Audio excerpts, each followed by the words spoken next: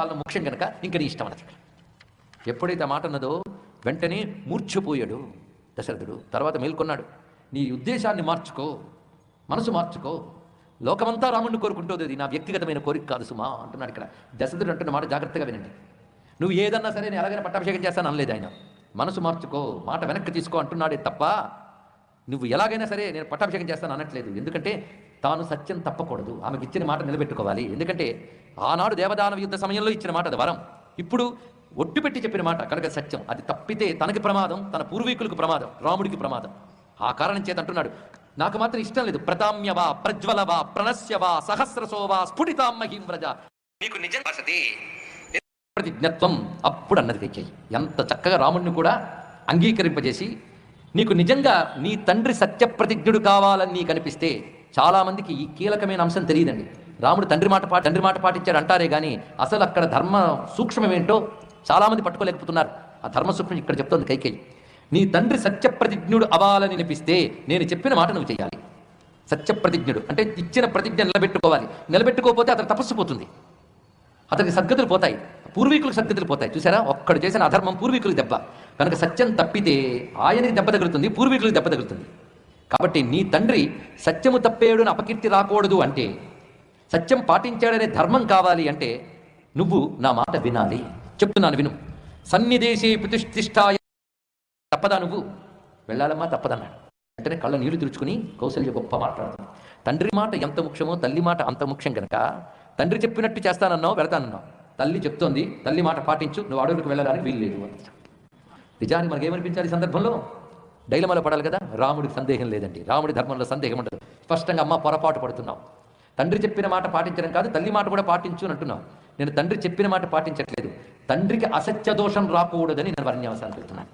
తండ్రికి దోషం రాకూడదు, తండ్రి ధర్మం దెబ్బ తినకూడదని నేనెంత అనుకుంటున్నానో, నీ భర్తకి అసత్య దోషం రాకూడదు, ధర్మలోపం జరగకూడదు, నువ్వు అంత అనుకోవాలి కనుక నన్ను ఆశీర్వదించి పంపించాలి. నేను నాన్న నాకు చెప్పిన మాట పాటించటం లేదు, నాన్న సత్యాన్ని నేను రక్షిస్తున్నాను. ఇది రాముడు చెప్పిన అత్యంత సూక్ష్మమైన రహస్యం. ఇది తెలుసుకోవాలి. నాన్న ఇచ్చిన మాట నేను కాపాడాలి, నాన్న కైకేయికి ఇచ్చిన మాట నేను కాపాడాలి. అది కాపాడకపోతే నాన్నకి అసత్య దోషం వస్తుంది. కనుక నాన్నకి అసత్య దోషం తగిలితే ఆయన పుణ్యములు దెబ్బతింటాయి, ఆయనకి సద్గతులు దెబ్బతింటాయి, ఇక్ష్వాకు వంశముల యొక్క పవిత్రమైన కీర్తి దెబ్బతింటుంది. అందుకు నాన్న ధర్మాన్ని, నాన్న సత్యాన్ని కాపాడడానికై నేను అరణ్యవాసానికి సిద్ధమయ్యాను, ఇది తెలుసుకో.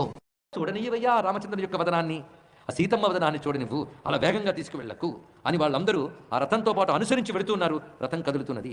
అప్పుడు కౌసల్య దుఃఖితురాలి, దుఃఖిస్తున్నటువంటి వదనాన్ని మూసుకుని అక్కడ నిలబడిపోయింది.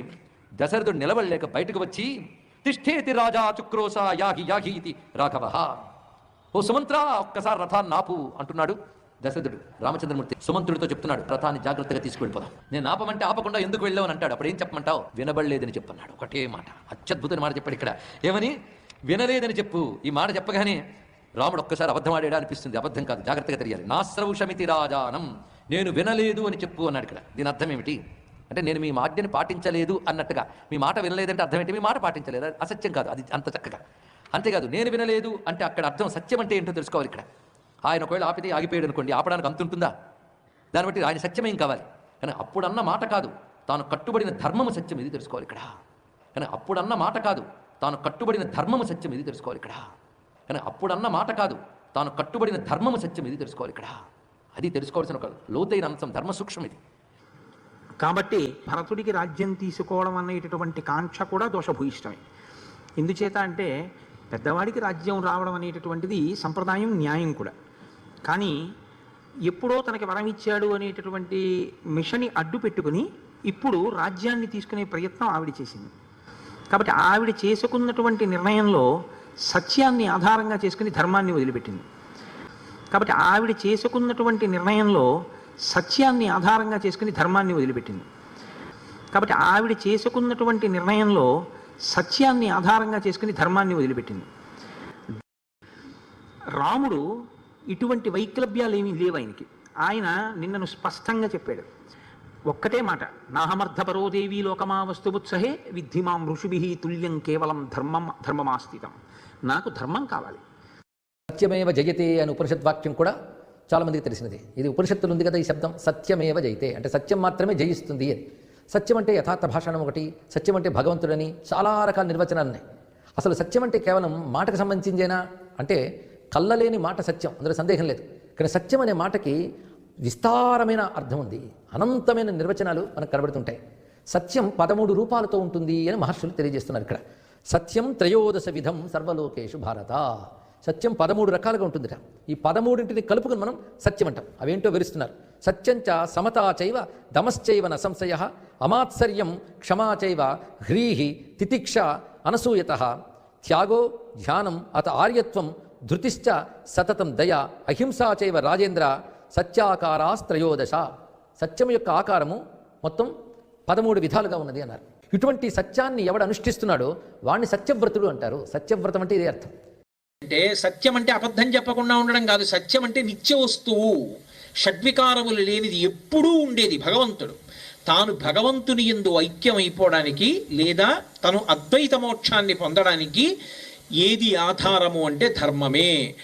భరతుడికి రాజ్యం తీసుకోవడం అనేటటువంటి కాంక్ష కూడా దోషభూయిష్టమే.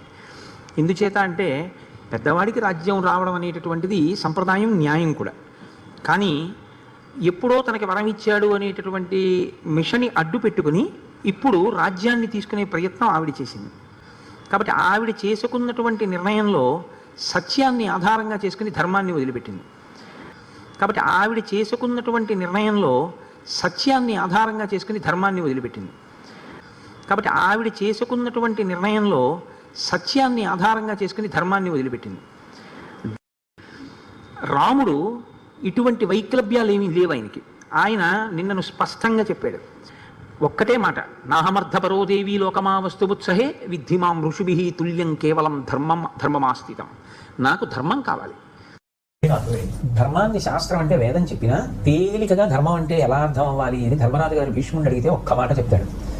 ఒరు ఏమేమి అమర్చిన నరవర, ఇతరులు ఏది నీకు చేస్తే కష్టంగా అనిపిస్తుందో తాను ఉరులకున్నది చెయ్యకునికి పరాయణము పరమధర్మ పదములకెళ్ళన్, అదొక్కడి గుర్తు పెట్టుకోవచ్చాలన్నాడు.